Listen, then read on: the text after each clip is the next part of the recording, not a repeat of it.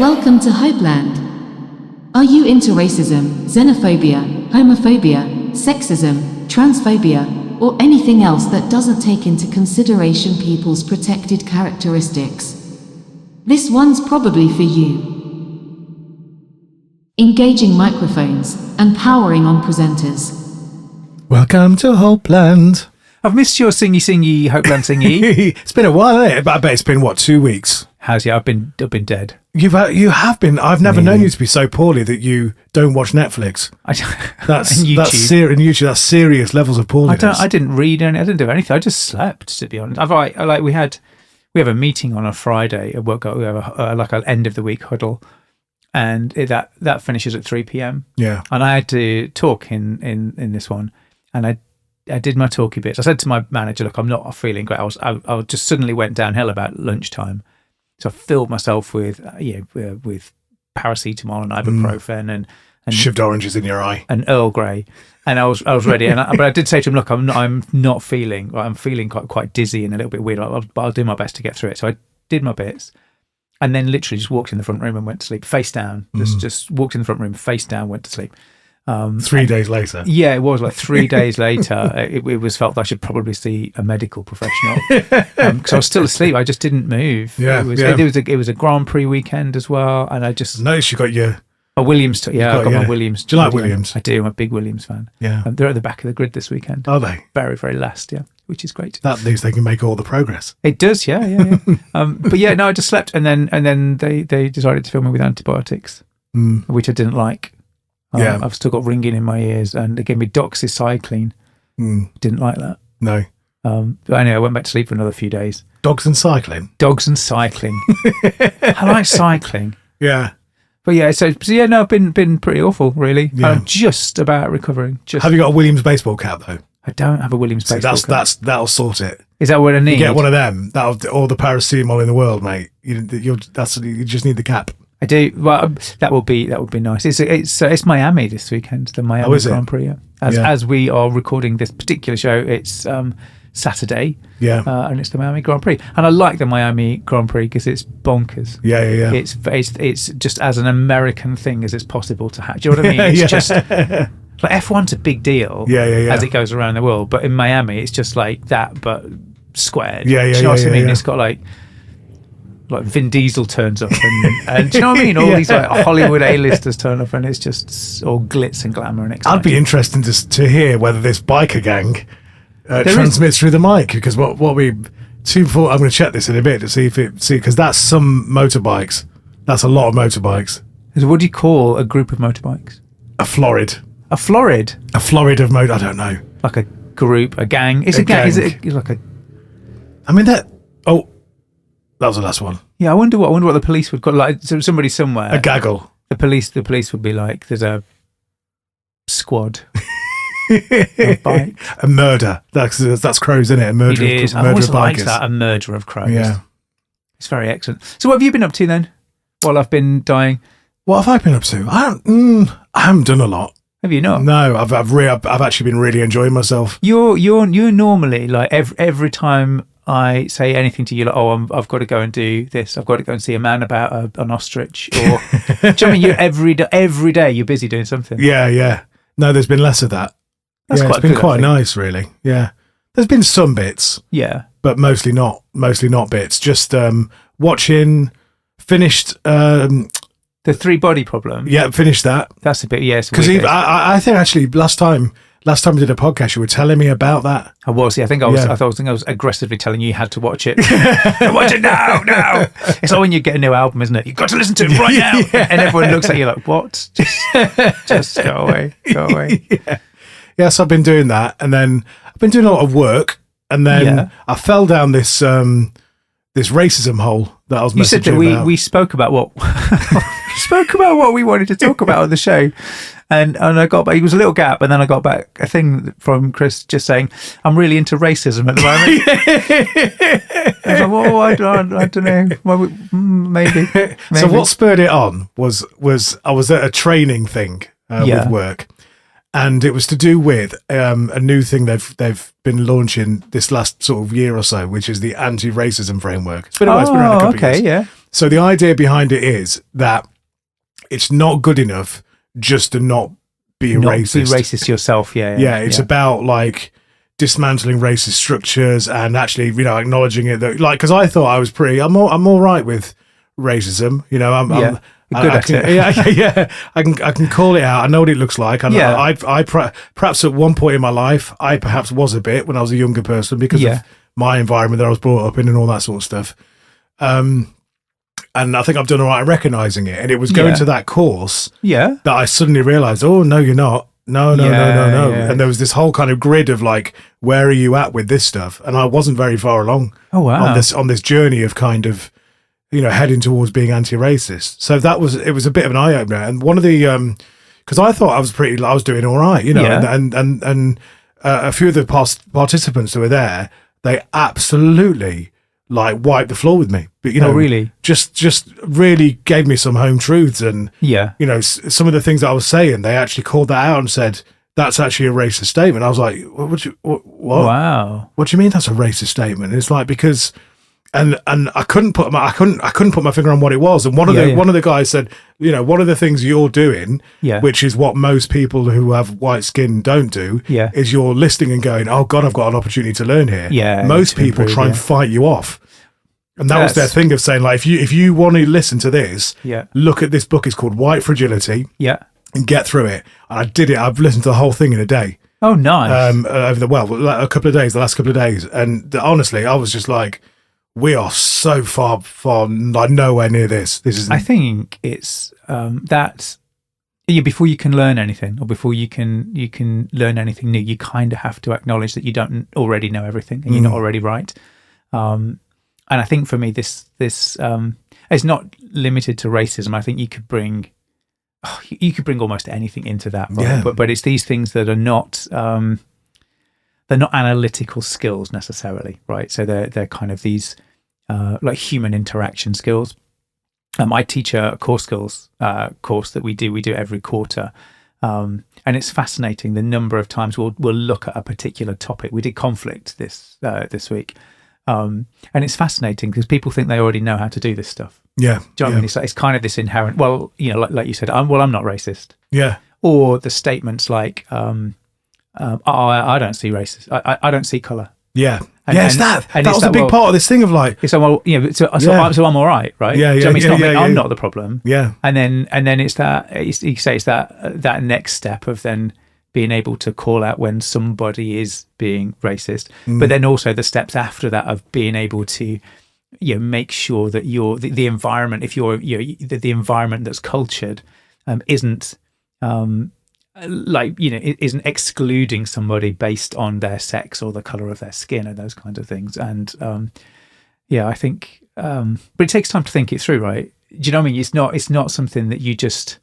I think it's not something that you just naturally snap to the right place. Yes, you mentioned that like the area you were brought up, and I'm the same. I came from a tiny little village in South Derbyshire, where there was one slightly yellow boy. Yeah, do you know what I mean? Yeah, and I was working with one of the Mats this week, and they had videos of all the schools around the local area and from Leicestershire as well. And it was phenomenal, the difference in culture across these schools. The little village schools out of the outskirts of Leicestershire, just like, you pretty much might have like tattooed Adolf Hitler on the top of it. Yeah. Do you know what I mean? It just pure white pasty, right? Yeah. And then as soon as you came into the centre of Leicestershire, it kind of got a little bit more brown and yellow, right? Yeah. And then by the time you got into the centre of schools, actually the brown and yellow was out. You know what I mean? It was outweighing.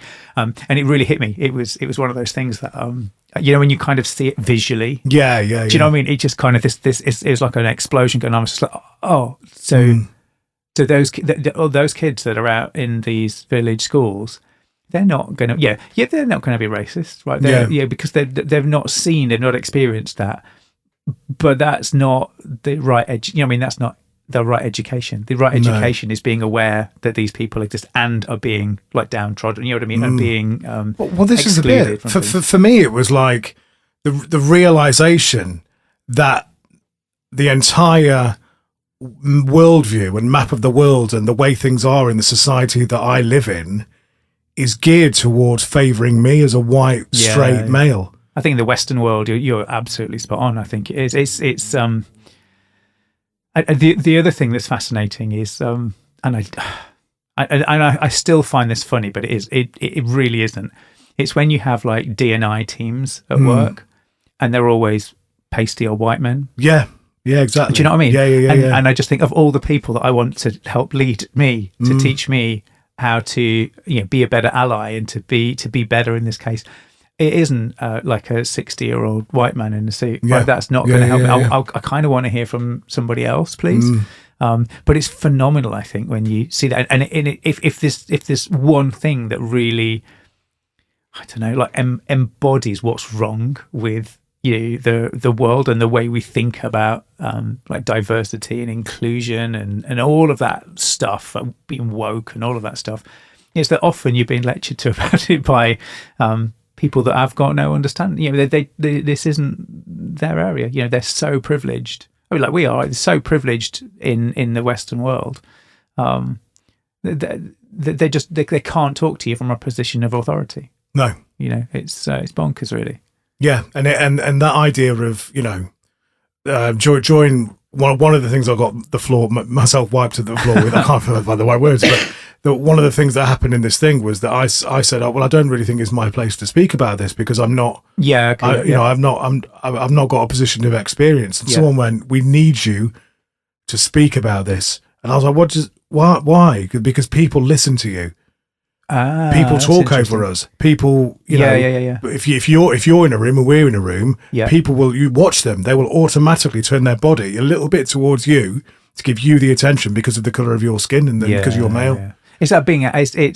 We had some brilliant training about being an ally. It wasn't specifically about racism, but it was about being an ally. Yeah. And it really hit me hard actually in a few cases, because once you'd had that and once it's kind of been spelled out to you that like for example, because of my age and rank, right, whenever we go into meetings, especially when when people are really angry, I'll automatically get the attention, right? They'll automatically say to me, but I'm not necessarily going to be the person that fixes the problem. Now I think historically I would have just done what I normally do, and you turn up and you apologize, a lot of apologizing, writing stuff down, and then go and pull a team together to resolve when we get back, right?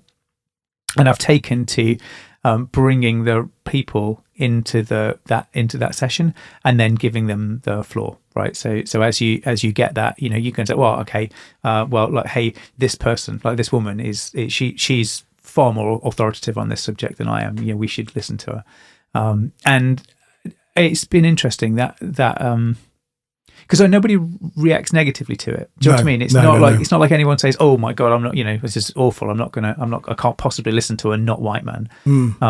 But like you said, it's being an ally. Subtle stuff, isn't it? Yeah, it's being an ally and catching that and being aware of your own privilege. Yeah, and it's and you hear. And I hear you read on social media quite often. The all lives matter and that all of these people talking about, well, what about poor white people? Do you know what I mean? Yeah.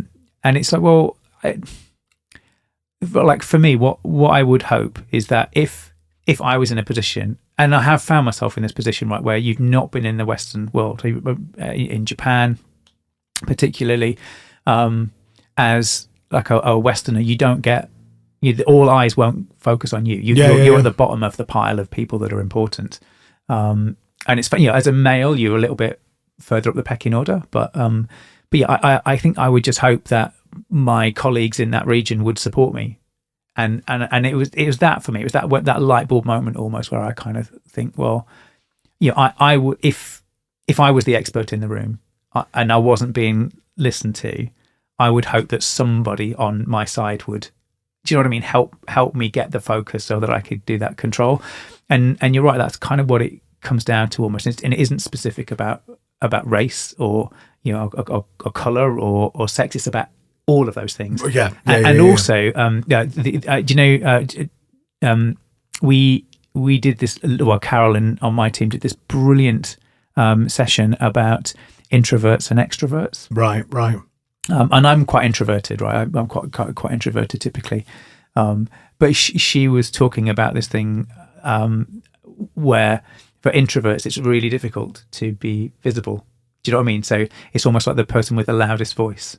Do you know what Absolutely. I mean? So there's a whole the matrix, if you like, of complexity here is, it's not just as simple as whether you're male or female or whether you're brown or white. There's a whole bunch of like cultural and personality things as well, and it's about sticking up for each other. It's really about you talked about this before. It's about empathy. It's about recognizing when somebody's not or being ignored.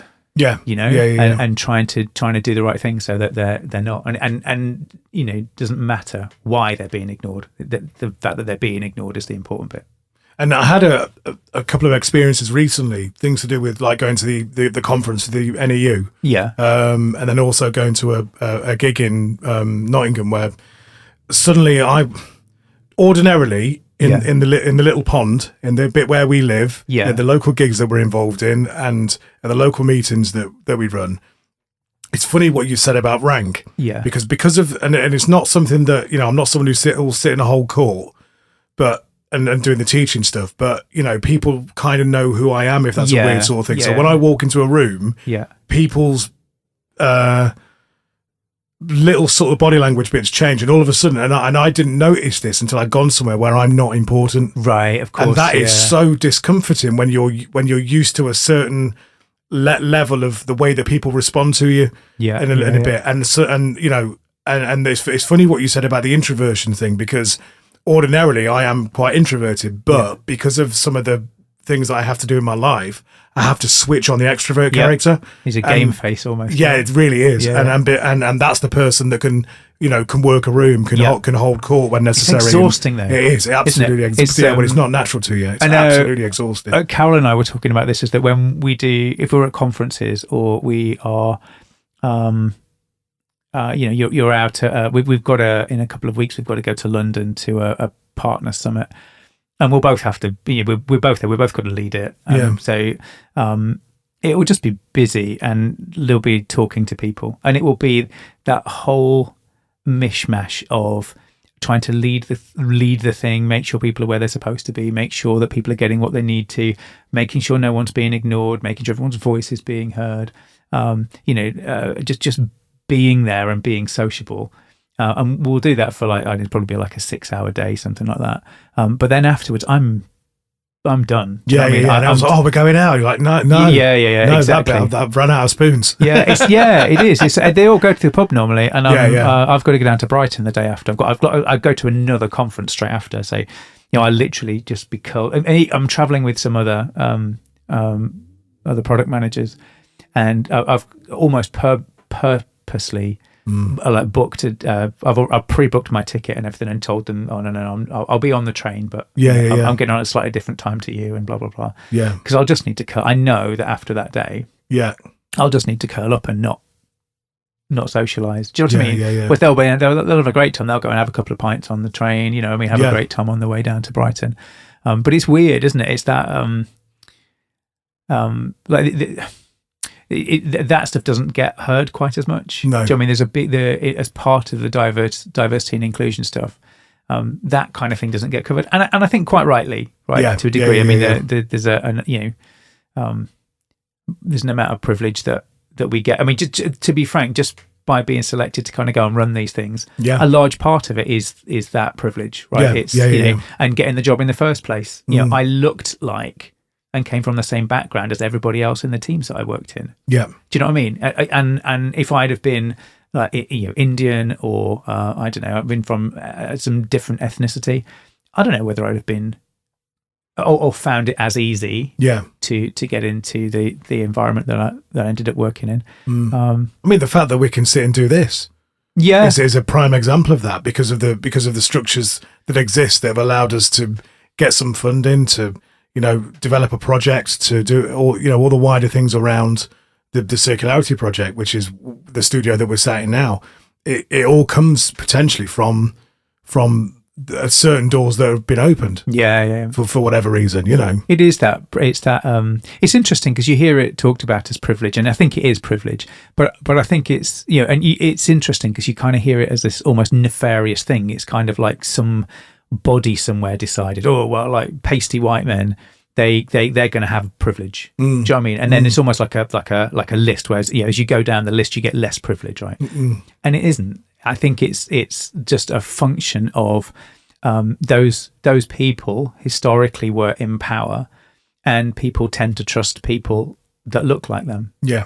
You know, and come from a similar social background to them. So, yeah. So which is the point you made earlier, that if you go somewhere where it's not a white majority, and you say you go somewhere, let's say somewhere like the Far East or something like that, absolutely. All of a sudden it's a different kettle of fish. It is, that privilege disappears, yeah. and it's radically different. I think the only thing that hits me as you go around the world is that, like for me, that goes up and down, right? That wobbles up and down. So in some areas of the world, that privilege still exists, in some areas it doesn't. But it's fascinating for the women that I work with and seeing that it doesn't.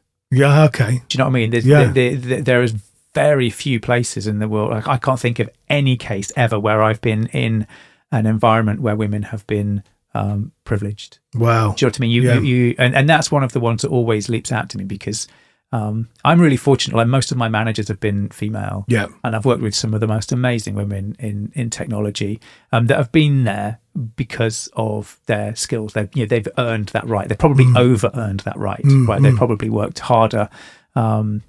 And they've been excellent. I've always felt really lucky for that. But one of the things that, again, as part of this training we've been doing over the past sort of probably decade, I would say now, is watching out for that, right? So, like, I know that they're brilliant, but often when we'll be in a room of people, those other people won't. Yeah, and they'll naturally look at the oldest white guy in the room. And that's the authority. There was something that came out at a recent training, because of, I talk about the NEU a lot, and the president of the NEU at the moment is a female. And one of the sort of briefings that we had, where we went to Birmingham, and it was the whole idea of it was all on International Women's Day as well. Oh right, yeah. And there was something really, really interesting that people saying. It's about taking up space, right? And I'd not physically seen that until I'd seen this particular person in operation as like the national president. Yeah. And the other part of it that relates back to that, anti-racism training I was talking about, was this idea of sometimes you feel guilty for taking up space. Right. And that was something that I was called out on. Yeah. And they said, no, use the space, but then move out of the way and let someone else stand in it. Right. And I thought, what a brilliant analogy for, for recognizing the privilege, understanding that you have it. Yeah, yeah. And actually, not being worried or feeling aggrieved for, taking someone's space. Actually, all you need to do is to stand in the thing.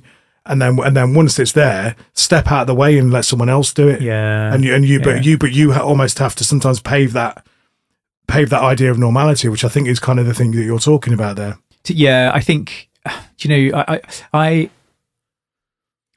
I've done lots of interviewing over the years, certainly over the last couple of decades. And when probably if I look back at how I used to do that nearly 20 years ago, I absolutely would have fallen into that privilege of ranking people that looked like me and were from my background more highly than those that didn't. And it's a trust thing.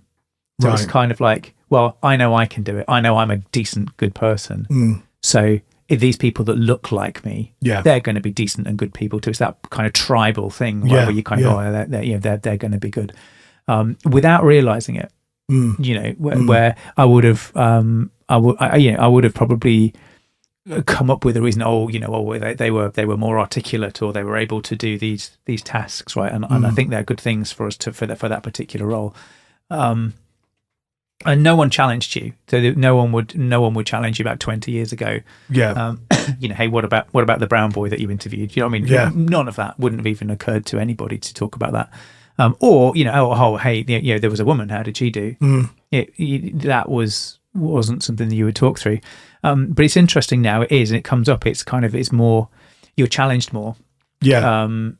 And part of that training, that you start to catch yourself. You're very aware that, as I'm interviewing people today, to make sure that you're not just picking people that are from the same, socioeconomic, historical background, schooling, all of that stuff that made you who you are.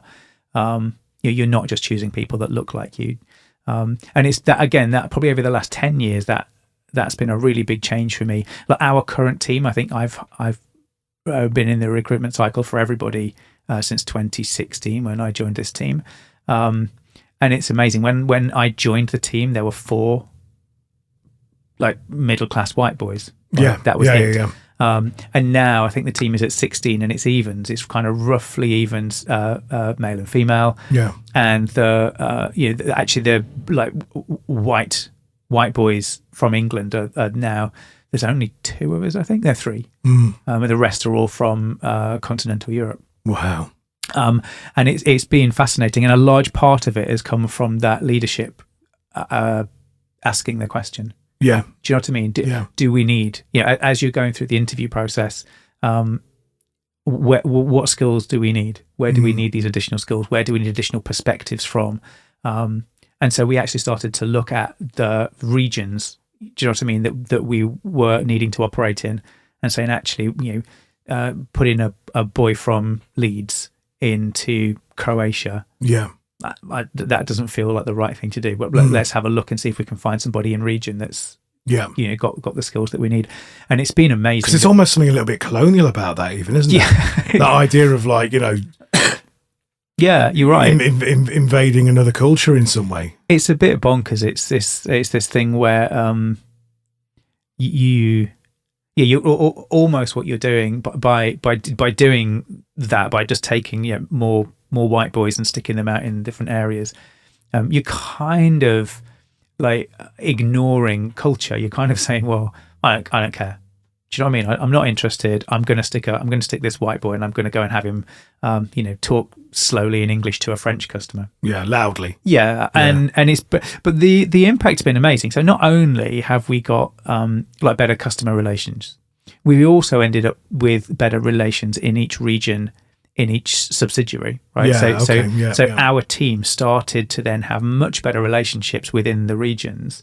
But the other thing that happened, which I didn't, it wasn't like that I think I could have predicted. Yeah. The bit I didn't predict was the impact those people had on our team.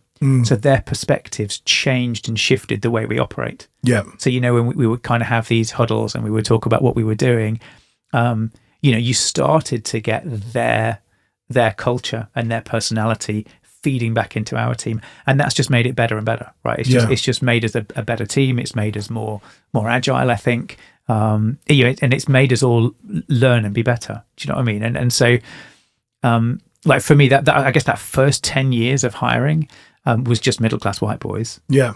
And I don't think I learned a great deal from that. And some of those people were excellent. It's not like they weren't excellent, because they were.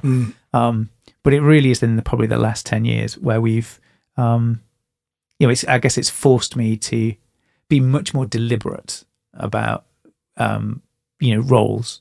So when people are interviewing, what role are they actually going for? Where are they going to be in the world? Do we already have somebody that is similar to them? And sadly, well, I say sadly, like the white privilege would have helped me get my job in the first place. If you come to interview now and you're from Spain and you're a girl and you can speak 3 languages, and we've already got somebody from Spain who's a girl who speaks 3 languages, that's going to dampen your chances a little bit. Do you see what I mean? Yeah. And so it's as much as like not wanting that kind of privilege. I think there's another side to this as well, where but I think that's just the way it is, right? There's these roles exist, and the skills that you've got might suit or might not. But yeah, it's been a huge learning for me. That has. Yeah, and the bit that I struggle with, and that I'm having a fight with over the last couple of days with it, is that feeling of like you and I are both fairly reasonably enlightened individuals in our own way. And even we fall into traps. Even easily, we yeah. aren't far along. I like looking at this. It was you've seen The Circle where it's something like the fear zone, growth zone. And I've seen that. It's that, but that was this particular graphic I was looking at that made me realise how far I wasn't to do with this. And if we're there, if we're not anywhere near, if we're still learning, and we're kind of all right people. You know what I mean? Yeah.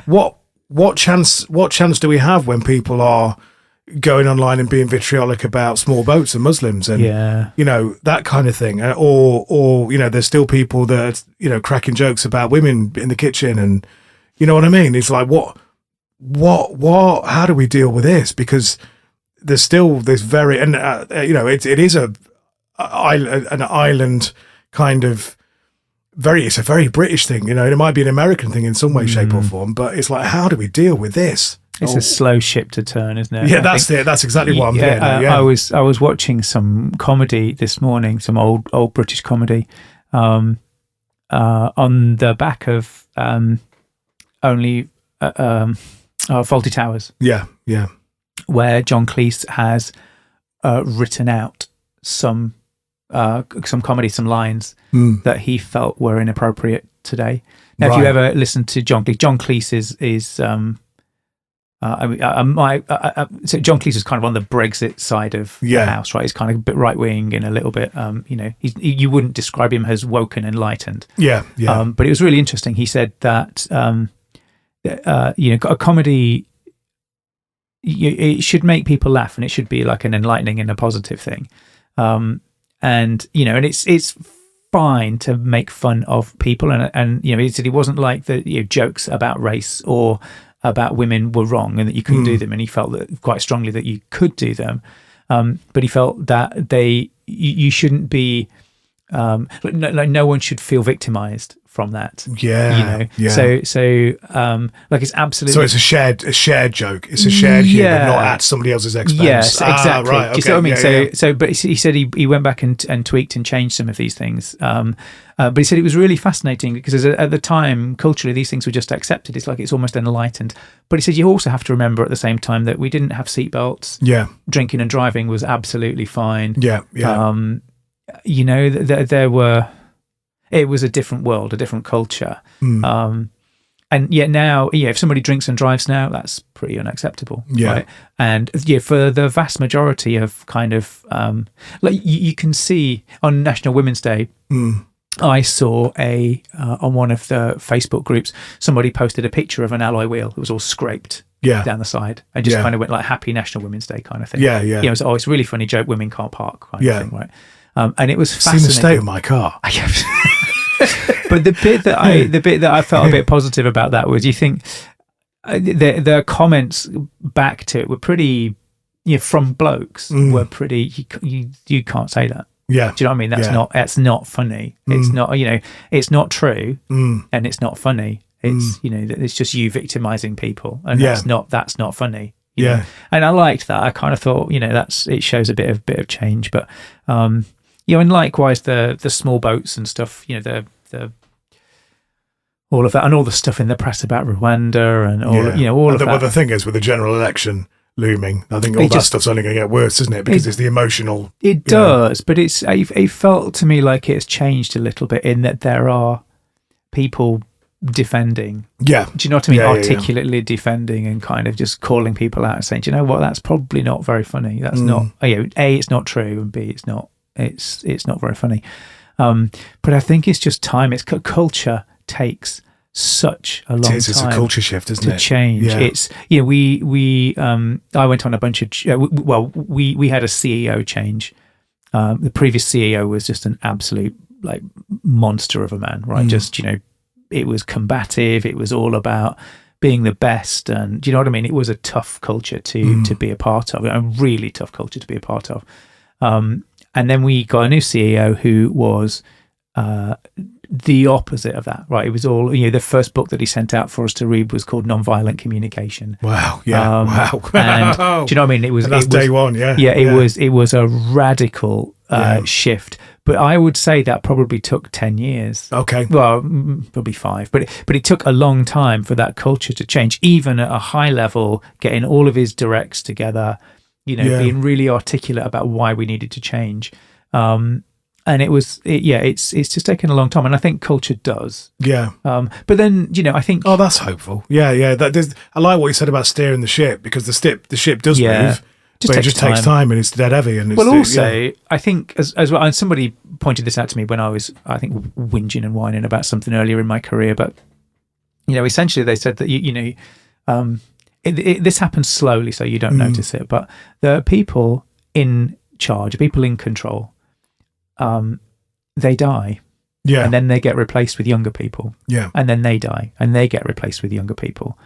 So if you think about it, the generations that exist. Like, I mean, I when I started in my career, I'd never imagined I would be in the position that I'm in now to have any kind of authority or control. But I do, and people listen. But that is just a function of time, right? It's just because the people when I joined were in these positions and making these decisions have moved on. They've moved on to other positions, and they're doing other things. And the same with politicians. It's the same with anybody in control, right? Is that the 65 and 75-year-old pasty white men that are making those decisions today don't live forever. They eventually they die, and then before you know it, you've got what were 55-year-old men that are now taking control, and then you've got women, and then you've got other people. That the more we culturally change, in those early phases, eventually those people come to take control of the world and of the businesses, and do you know what I mean? And so that has this impact of but I think that's why it takes time. It's a generational shift. But it means but it takes away also it takes away the savior complex pressure.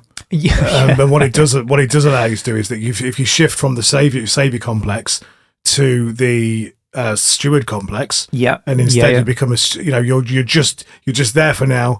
It's temporary. You can do some changes, you can take up some space, and then you can leave that space for somebody else. And I think it's that, isn't it? It's shifting your mindset rather than having to solve it, and cure it, and fix it. It's actually just plant the seeds, just start the thing growing. So. And ultimately that ship will turn. Well, it does. I mean, you've only got to look at culture in or you look at society over hundreds of years rather than tens of years. It changes radically. It's like 20, 30 years ago, and you're looking at Friends. A lot of the stuff that was on Friends is now is problematic. There's a few things to do with what was it that someone was watching the other day, and it was it's something that we all used to watch, and it was like, actually that's quite problematic now. It doesn't fit. So you're right, it does shift, but it takes time, doesn't it? It's things you need to ignore idiots online. That's the big one, isn't it? There's so many idiots, because it's been commodified. This whole idea of holding court and attention grabbing stuff and emotional stuff. That's the stuff that hits your algorithm high, isn't it? It's about not being wrong, isn't it? It's about being right, not being not being wrong. But I do think, going back to the culture change stuff, right? If you think about something like drink driving, it's like, well, I do it and I'm fine. And then, but eventually those people die. Do you know what I mean? Eventually do you know what I mean? Not from drink driving necessarily, but Sorry. No one lives forever, do they? No. Do you know what I mean? And then eventually they disappear, and then their kids then their kids have got kids. Do you know what I mean? And then, so for example, like my parents, both drank and driven. And it's like, well, it's not legal anymore. But probably do it. Do you know what I mean? Yeah. Whereas then my generation come along, and I just stopped drinking. I was like, well, I don't. Do you know, whereas you don't do it at all, do you? No, culturally, I think for our parents' generation, drinking is just it's a completely societal norm. It's like, this is just what you do. Whereas I don't care. I don't want to drink. I'm just not interested. And I think so. You start to see those changes, but they're generational. And so as that kind of older generation, I guess the less tolerant. And you've also got to remember, I remember sitting down with Lizzie's grandma, who remembered the war, Yeah, yeah, yeah. And she wouldn't have, we said, she said, "Oh, what are you doing?" And I said, "Well, we're going out for pizza." She said, "Oh, I wouldn't eat that muck." Yeah, that's true. Yeah, she I remember that foreign muck. Would not eat that Foreign muck is like spaghetti bolognese. Yeah, it's like, it's Italians. I remember what they did in the war. Yeah, so I'm not going anywhere near that. Yeah. And it was amazing, right, to see. She once said to me, and this absolutely was one of the few times in conversation I've been absent. I felt my brain just like go, I don't know what to do next. But I went to say I was waiting, and we were chatting, and it was when Lewis Hamilton first came into Formula One, and he was racing for McLaren, and he was doing great. This is probably his like a second or third race, something like that, and it was like a Sunday, and I went in and sat down, and she was a massive F1 fan. So we used to have this conversation. She was she would have been 90. Yeah, yeah. And, we were going there and we would chat about it. And anyway, I said, "Oh, yeah, he's doing really well." She said, "Oh, I don't like it when they do well." Yeah. And I was like, "Oh, why are you not a McLaren fan?" She said, "No, not that much. She don't like the Brown boys." And I was like, well, "Oh my God." Do you know when you were like, I've misunderstood this? Yeah. Do you know what I mean? Like, there's something I really haven't like connected. Because, I mean, I came from such a privileged I'd never heard anyone be racist. Genuinely in my family, through university, I just hadn't heard it. And it was the first time I'd kind of been hit by this kind of flatly. Yeah. And my brain was just like, what does she mean? Like, is that like a team? Yeah, Well, but yeah, no, we continued the conversation for a little while while she explained exactly what she meant. Yeah. And I was like, I'm pretty sure he's British. Do you know what I mean? I'm pretty sure he's just like from Preston or something. I don't think he's like, I don't think he's, come over on a boat. Like, I don't. But bonkers, isn't it? Yeah. But then that generation dies off. Yeah. So then, like for example, like my youngest is 9. He's fallen in love with Formula One over the past year. And I love it because if you think about Formula One. The drivers are from everywhere. Yeah. Do you know what I mean? They're from all over the world, and they're all given this this pedestal, right? So you start to see, like culturally, you start to see these people that don't look like you who are awesome. The only thing that you don't see in F1 is women. Yeah. Yeah. And there's never been a woman in a Grand Prix race. Really? It's never happened. But I do love, it's something I really wanted to talk about on this show. Susie Wolff, who is phenomenal. She's a racing driver, fantastic businesswoman. She's married to Toto Wolff, who runs the Mercedes F1 team. Okay, right. And she got this idea to spin up a woman-only motor racing series that just essentially encouraged girls into the industry. She felt really strongly that actually there were 2 problems. One is that sponsors weren't sponsoring the girls, and B, it wasn't particularly like inviting. We talked about that thing where I say, well, I'm not racist. I'm not anti-girls racing in F1. Yeah. But then there's no allyship. There's no sponsorship. There's no stakeholders. Yeah, no one's taking up the space. No one's bringing these girls through and giving them the platforms that they give to the boys. Yeah. Right? And she gives this brilliant example and saying this: if there's 2 equal racing drivers, one's a girl and one's a boy, the sponsors will always pick the boy because they're statistically far more likely to make it to the next level because no one's given the girls a chance. And because no one's given the girls a chance, it reminded me hugely of that AI algorithm that was used to filter. One of the finance houses was using AI to filter job adverts that were coming through, so people that were applying. And it basically just got rid of anybody who was a girl. Wow. Because what it was doing was looking at successful previous applicants. Yeah. So all of these university grads were submitting, and because over the past 20 or 30 years, most of them had been men, the artificial intelligence was just like, well, probably the men are going to be more successful. So it was just filtered out the girls. And Susie was saying the same with motor racing. Yeah. But there's this thing now called the Formula F1 Academy. Yeah. And it was brilliant. But Barney put it on today. So we watched, last night we watched the qualifying. And this morning he says, I really want to watch this Formula One Academy with the women in it. Brilliant. And so we sat and watched that. And there's a race later. The race is on in a bit, and we'll kind of curl around the TV and watch it together.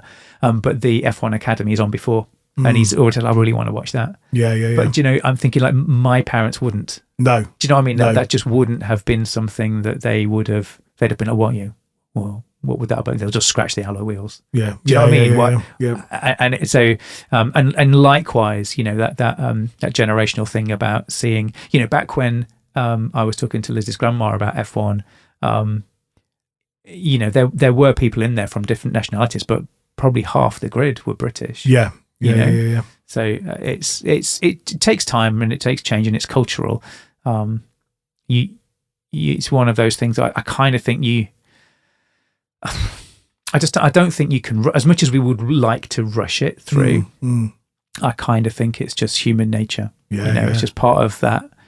Take your time, do your bit, do it properly. That's it, isn't it?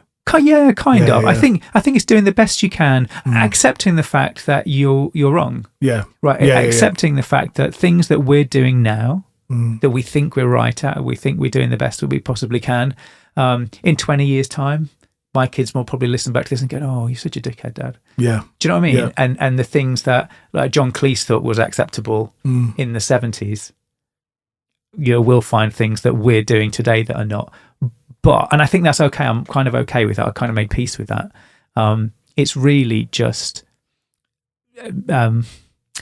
doing the best you can, being present and deliberate and trying to make sure that you're not just being a dickhead. Do you know what I mean? For not thinking and not trying. Like you mentioned, right, in your course, you were trying. Yeah. And being educated, and people were able to say to you, "Hey, you could be better by doing this." Yeah. Rather than you fighting and saying, "Actually, conflict."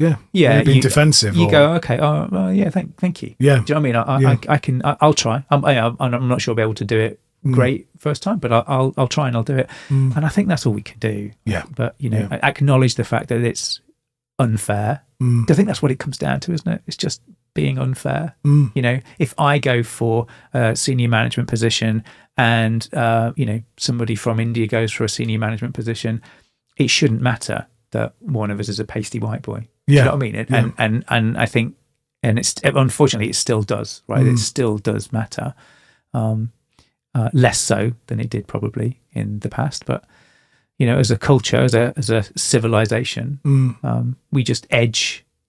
I mean, it's a little bit scary at the moment. I think with that switch to the right wing tends to bring the extreme right wing tends to bring with it less. The right word to say this, it brings less progress. You know what I mean? It's kind of and there's clearly a switch to that in some areas, but I think in general, civilization, humanity, if you like, as a whole, we just ebb and flow.